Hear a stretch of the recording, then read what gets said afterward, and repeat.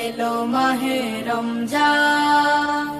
রোজা রাখো, পড়ো তারাবি, করো তিলাওয়াত, জান্নাতের নূরে নূরে করো তোমার দিলাবা।